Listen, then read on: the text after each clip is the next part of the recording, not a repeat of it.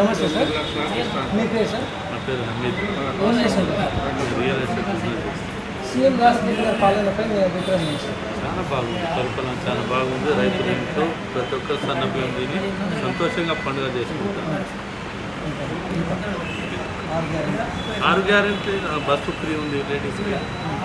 2 లక్షలుగా ఏకపక్షంగా రుణమాఫీ చేశారు.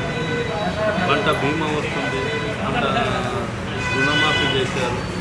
చాలా బాగుంది, ప్రజలు చాలా సంతోషంగా ఉంది. వచ్చే ఎలక్షన్లు జడ్పీటీసీ ఎలక్షన్ కావాలి, ఎంపీటీసీ ఎలక్షన్ కావాలి, సర్పంచ్ ఎలక్షన్ కావాలి, ఏదైనా కూడా ఏకగ్రీవంగా ఎలక్షన్స్ అవుతాయి.